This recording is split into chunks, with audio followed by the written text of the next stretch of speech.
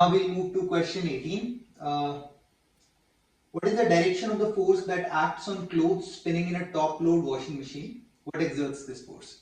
So, if you look at a top load washing machine, a top load washing machine is basically you have the washing machine which is similar to this.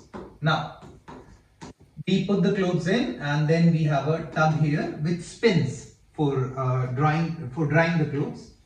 Now, if you look at it, when it stops, that means the rotation stops, when the spinning like machine stops, you would see that the clothes are around the wall. So it feels like that the forces are acting away on the particular clothes. But this particular force is called centrifugal force, but there is no force called centrifugal force. It's basically a force because of the non-inertial frame. You don't have to go in detail, but here what is happening, the clothes, like imagine if this is the circular path in which the spinner is rotating. So the clothes want to move along with the circular path, but they are going in this direction, and what is happening, the wall is pushing it back and the walls are pushing it back to the circle. So they want to go here, now the wall is pushing it back here. Now they want to go in this direction, the walls are pushing it back in this direction. So basically what's happening, the walls are continuously pushing those clothes towards the center. So direction of the force is towards the center of the tub. It will be towards the center of the tub. And the walls exert the force on the clothes because they're asking what exerts the force. So the walls exert the force on the clothes. You're sitting in the back seat of a car going around a curve to the right. Sketch motion and free body diagram to answer these questions. What is the direction of your acceleration? So if the car is moving towards right, let's say this is the road and the car is moving towards the right. So this is the car moving towards the right direction. When it is moving towards the right direction, what is happening? The force will always be towards the center of whatever curve we are moving to. So I can say that the force, what is the direction of your acceleration?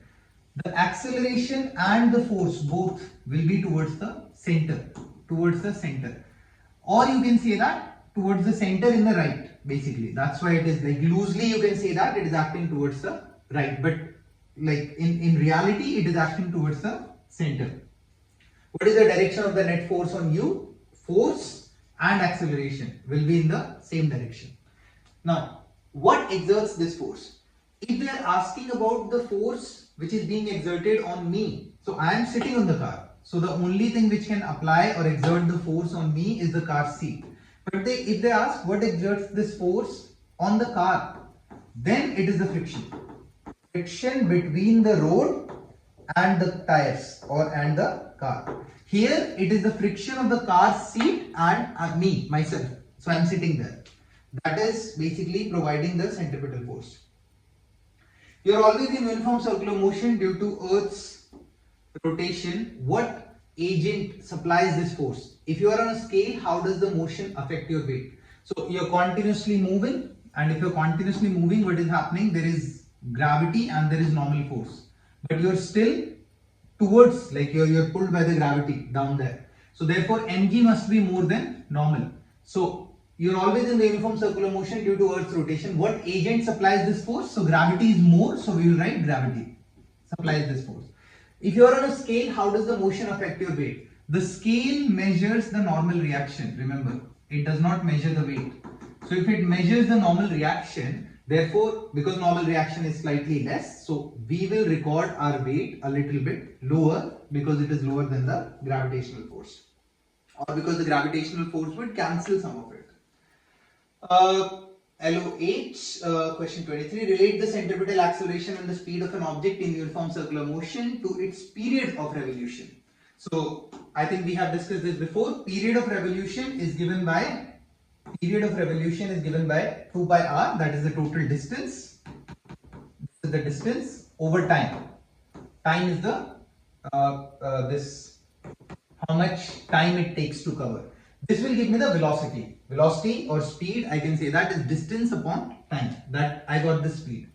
Now, if acceleration is v square over r and velocity is given by 2 pi r over t, square over r. So from here I can find out the acceleration. No, it will come out to be 4 pi square r square. 1 r will get cancelled, so r over t square.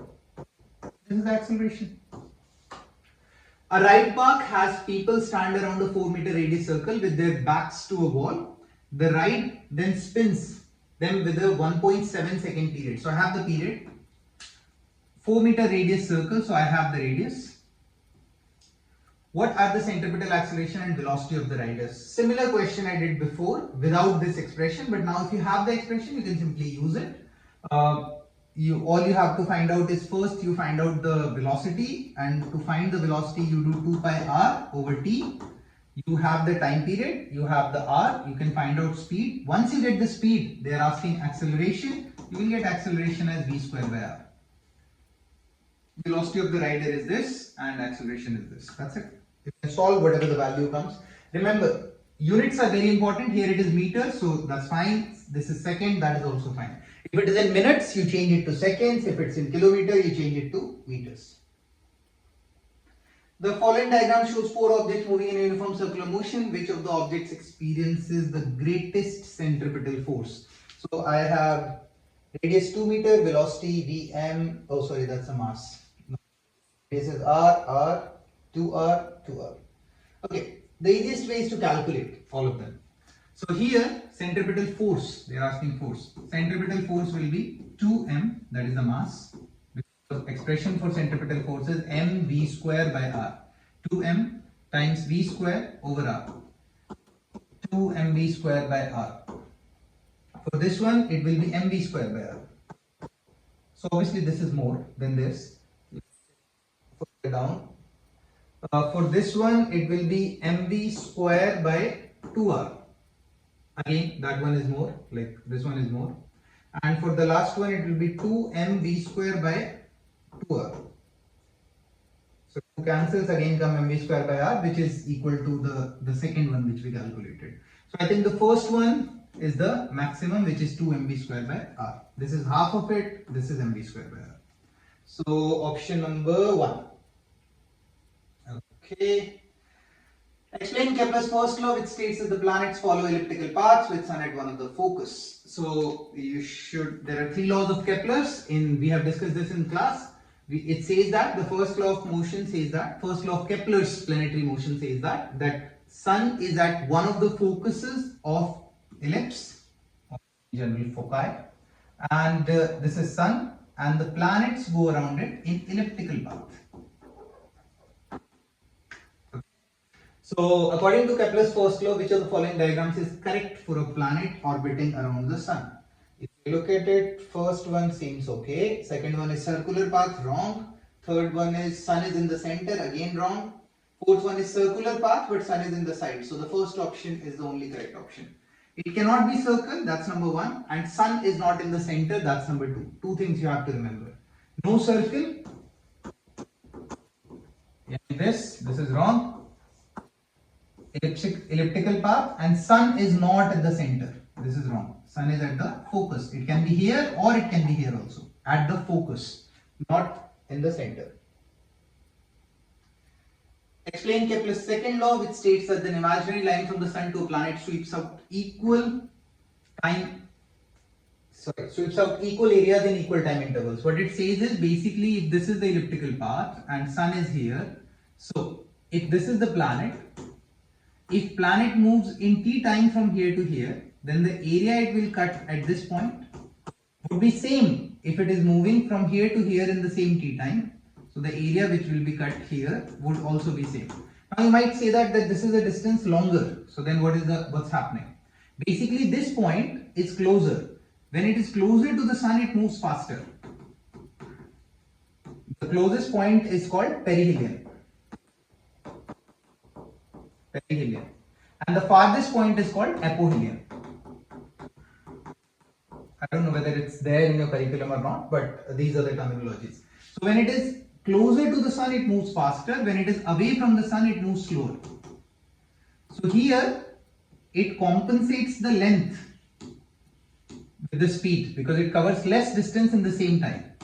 But here it covers more distance in the same time, and therefore the area gets balanced. So it covers equal areas in equal time intervals. There is another way of saying it. They call it aerial velocity. Aerial velocity. That means the area swept is equal, or delta A by delta T is same or constant. It does not change. Which of the following statement is consistent with Kepler's second law? Planets move faster when they are closer to the sun, correct? I told you this. Planets move faster when they are closer to the sun. Planets move faster when they are farther away from the sun, wrong. Planets move with a constant velocity, wrong. All planets will move with the same velocity around the sun, wrong. The only option correct is the first option. Explain Kepler's third law, which states that the square of the ratio of the periods of any two planets revolving around the sun is equal to the cube of the ratio of their average distances from the sun, and write it in equation form. So this is a comparison part. In this, you can treat it as a circle basically, because that ellipse is not that big as well. So if this is the distance of planet 1 or planet A, and there is another planet which is going around at a bigger radius, planet B. Remember, you can take any one as A, anyone as B, but just make sure that if you are taking this as A, the radius is also for this one, and when you are taking this one as B, the radius is also for this one. So the time this one takes to go around will be TA, and the time this one takes to go around will be TB. So Kepler's law says that if TA by TB, the square will be same as RA by RB, the cube. Remember, this is very important, that if you are taking A here, here it should be A. If you are taking B here, here it should be B. You can change it. You can write like TB by TA. Doesn't matter. Square is equal to RB by RA. Results are going to be same. Or you can write it TA square alone, TB square alone, RA square cube alone, and RB power 3 alone. You can use any of them. Most of the time they will give you 3 of these values. You have to assume which one is A, which one is B, and they will ask you to solve for one. So you can always go use calculator, solve for X and all that. Next question. According to Kepler's third law, which of the following represents the mathematical relationship between the period of a planet and the mean of its distance away from the sun? You just have to represent that. TA by TV, RA by RB, square cube. Perfect. Here AB, but here 3, here 2. Wrong. Time is square, that means period is square and distance is cubed, power 3. Here TA, RA, RB, TB. TA by RB. No, because if I bring TB here, it will get multiplied. So this is wrong as well.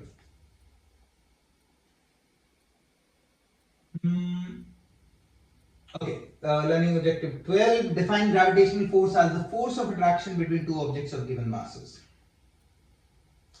Okay. Between any two masses,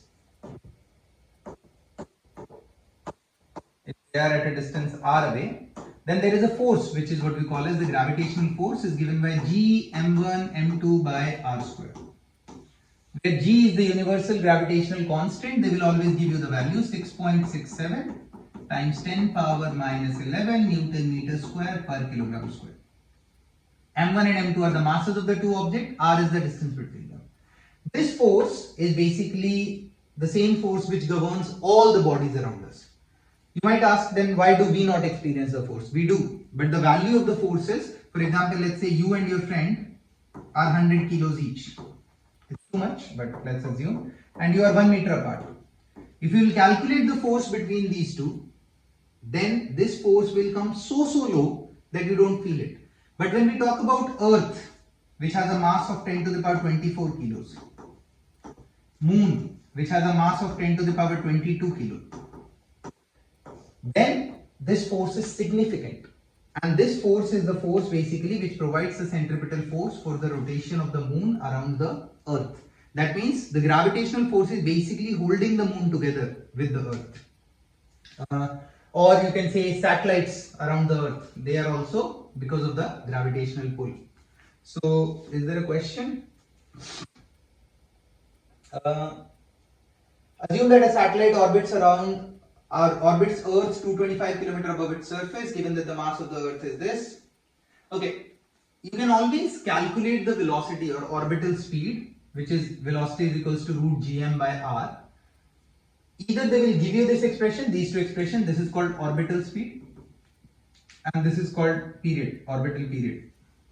Orbital period. Orbit, yani going around. Okay. Ms is basically the mass of, if it is Earth, like if it is satellite, then this is mass of Earth. If it is, they are talking about planet and sun, then this is mass of sun. But this won't work out actually with the mass, I mean it will. So this is mass of sun. If it is talking about planet and sun situation. If it is satellite and Earth situation, then this is mass of Earth. And r is the distance from the center. From the center, remember that. So if they give you that a satellite is at a h height, so you will take radius of Earth plus h. This is r. This total is r. So assume that a satellite orbits Earth's 225 km above its surface.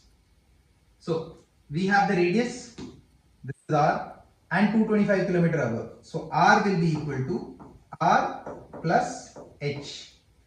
Now r is 6.38 into 10 to the power 6, that is the radius of Earth, plus 225 km. Now this is kilometer, so you cannot add kilometers and meters, you have to change it. So 225 times 1000.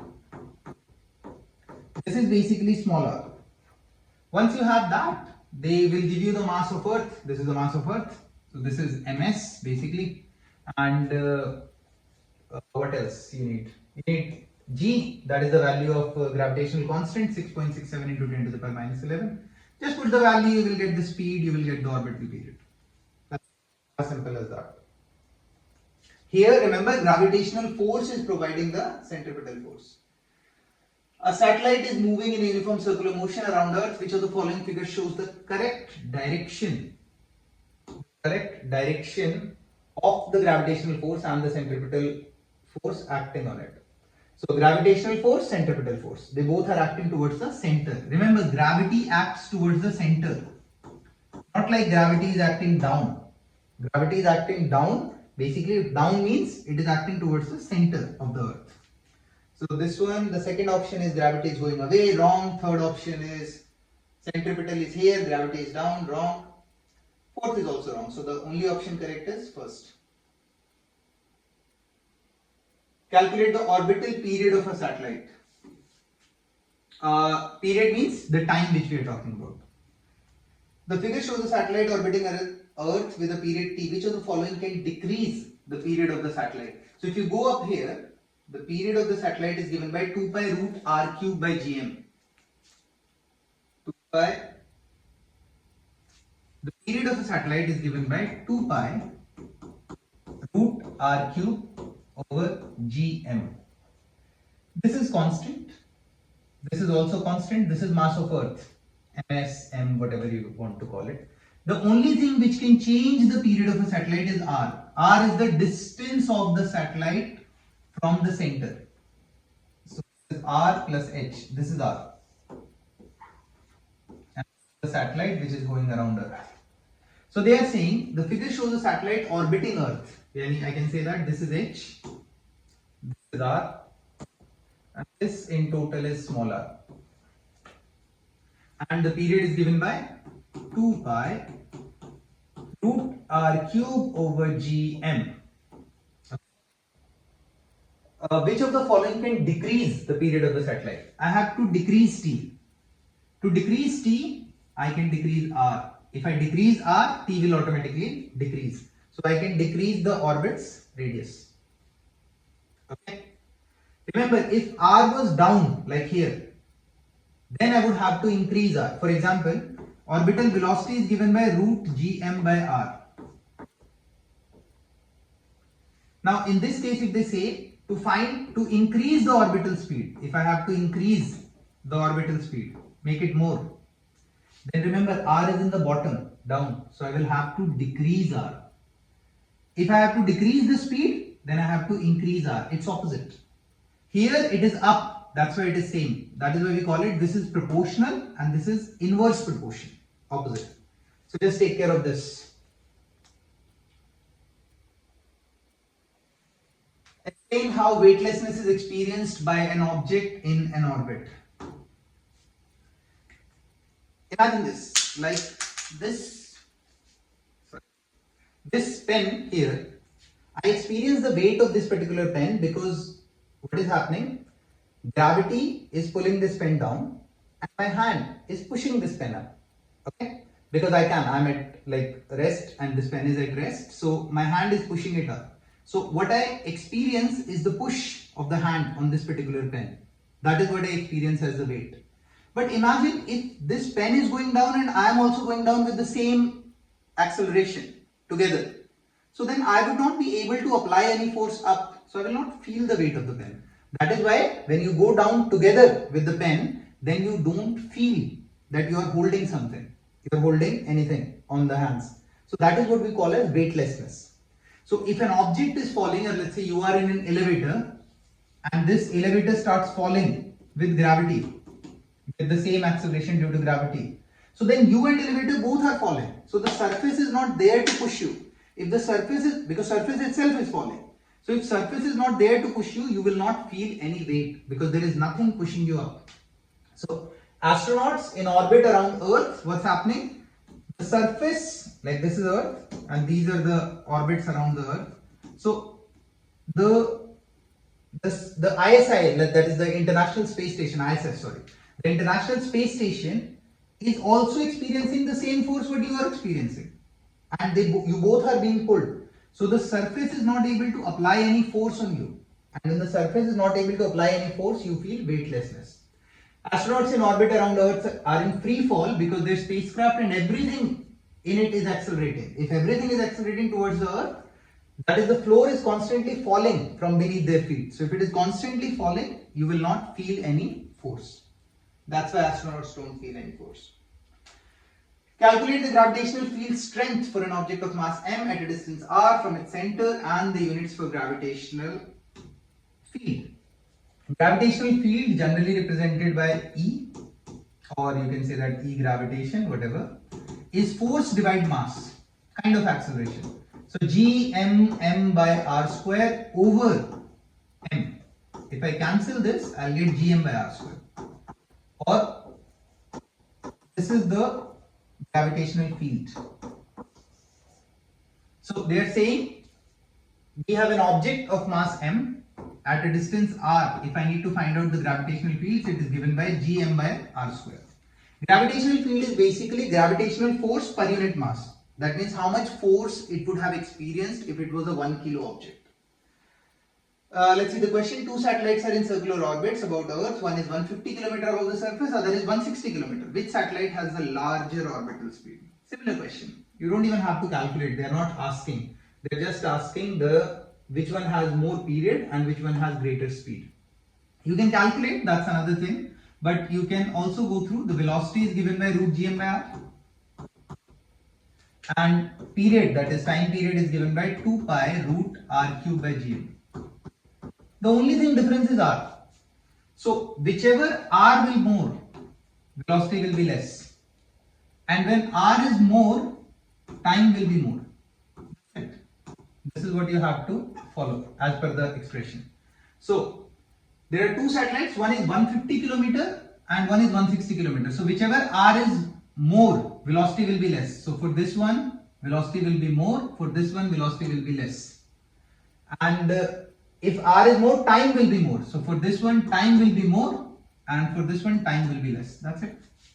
Which satellite has the larger orbital period? Period means time. So larger orbital period, 160 km one. Second satellite, number 2. Which has the greater speed? So this one has the greater speed. So that is number 1. Go somewhere. When the orbital radius is large, the period also will be large. Thus, the one at 160 km will have the larger period. What have we answered? 160 km larger period, yes. Which has the greater speed? It should be, I think, number 1. Yes. The one at 150 kilometer has the greater speed. They have, they have calculated it and compared it. We have done it without calculation. Two objects A and B with different masses are placed at a distance from each other as shown in the figure. According to the law of universal gravitation, each object exerts a gravitational force on the other. If A exerts a force F on B, what is the force that B exerts on A? Remember, this one exerts a force on B. This one pulls B with a force F. This one also pulls A with the same force F. The only difference is the direction is opposite. Because the force is given by G m1 m2 by r square. There is no change in the force. The only change is that I am trying to pull the laptop towards me. The laptop is trying to pull me towards itself. So the only difference is the direction of the force. So if A exerts a force F on B, what is the force that B exerts on A? That is also F. That's the first option. Okay. Now come to the free response questions. Remember, that means we have covered all the topics. Topics are done. Now just the questions are different and some questions will repeat also. Practice problem 16, page 145. Apply the relation of centripetal acceleration, tangential speed and radius of circular path. Expressions we have done. Demonstrate that the velocity vector at any time is tangent to its circular path. Okay. Let's see the question. Question 16. A car racing on a flat track travels at 22 meter per second around a curve with a 56 meter radius. I have the R, I have the speed. Find the car's centripetal acceleration. So this is easy, simple expression, v square over r. What minimum coefficient of static friction between the tires and the road is necessary for the car to round the curve without slipping? Now I have the acceleration. I need what minimum coefficient of static friction. So this is term 2. If I am rotating or I am moving here, therefore there is a force of gravity acting downwards and there is a normal reaction. The friction force is given by mu times of normal, where mu is the coefficient of friction and n is the normal reaction. If the car is on the flat surface, which they have mentioned, therefore normal reaction will be equal to mg. Mg normal. So frictional force will be given by mu times of m times of g. G is 9.8. What minimum coefficient of static friction between the tires and the road is necessary for the car to round the curve without slipping? This force will provide the centripetal force. That means friction will provide the centripetal force. That means they are equal. Centripetal force is how much? mv square by r. Friction force is how much? Mu mg. Here also I have m, here also I have m. M cancels. To find, they want coefficient of static friction. Yani they want mu. So mu is given by mu g. So g will go down, v square over rg. I have v, I have r, g is 9.8. Put the values, you will get the value of mu, whatever it is. Okay, coefficient of static friction. Because the car is not moving left and right, it is going in this particular direction. So that is why mu s will come out to be v square over rg. You can solve it, you will get the result. This is an interesting question. All you have to remember is that frictional force is mu times of normal, or most of the time it will be flat surface, so mu times of mg. Similar concept, but the question: a 13 gram rubber stopper is attached to a 0.93 meter string. The stopper is swung in a horizontal circle, making one revolution in 1.18 seconds. We have done this type of question. Time, this is radius. 0.93 meter string. I am rotating in horizontal circle. Find the magnitude of the tension force. That means they are asking centripetal force, because the string is providing the centripetal force exerted by the string on the stopper. So centripetal force is given by mv square by r. Force. That centripetal force. mv square by r. But I don't have v. We have calculated before that v is given by 2 pi r by t. I have r, I have t. I can find v. Once I get v, place this value here. You have the mass. I'm sure you would have the mass. 13 gram here. So 13 gram, you will change it into kilogram. Divide by 1000, 0.013 kg. This is the mass, this is the velocity, and radius is the string length, which is 0.93 meter. Put the values, you will get the result. That will be the tension force or the centripetal force.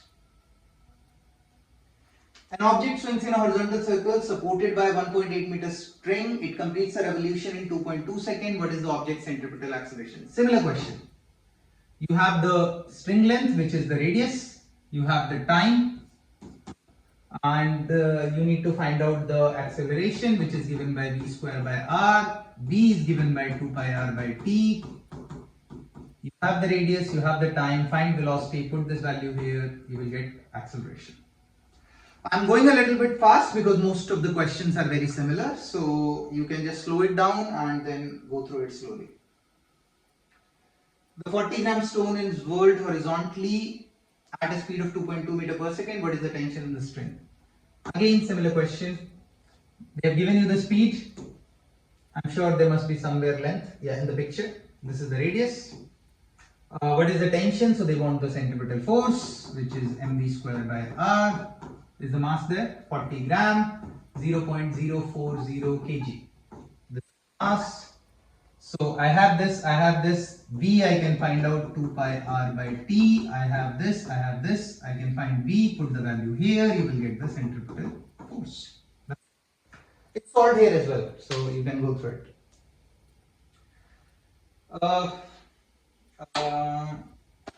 Apply the law of universal gravitation to calculate the gravitational force or other unknown parameters. Explain the law of, I have explained it already. Predict the gravitational force between two 15 kilo balls whose centers are 35 centimeters apart. What fraction is this of the weight of one ball? So when we say weight of one ball, weight is given by mg. Remember, this is weight. Weight is not 15 kilo. Weight is mass multiplied the gravity. That means how much force the earth is exerting on the object. So 15 kilos, I don't have to change, times 9.8. This is the weight. And there are two objects basically between two balls whose centers are 35 centimeters apart. I always suggest that make diagrams because it gives you a better visualization. This is 35 centimeters. This is 15 kgs. This is also 15 kgs. And they're 35 centimeters apart. What fraction is this of the weight of one ball? And we need to find out the force. Force is given by g m1 m2 by r square. I have the value of g. I have this mass. I have this mass. I have the distance. 35 centimeters would be changed into 0.35 meters. Centimeter to meter, you divide by 100. So you will get the force. Now they are also asking what fraction is this of the weight of one ball. So whatever is the force which you find out, which you calculate, whatever is this, you divide it with the weight, which is 15 into 9.8, you will get the fraction. 0.82 times 10 to the power minus 9. You don't have to write this, it's like per billion because 10 to the power minus 9, 10 to the power 9 is a billion. Calculate the orbital speed of satellite. Same question, we have discussed this before in the MCQ. Yeah, that's it. So majorly it's about circular motion, Kepler's law and law of gravitation. It's not very difficult. There are just few equations and few concepts. All you have to do is practice it as many times as you can. And that's it. All the best.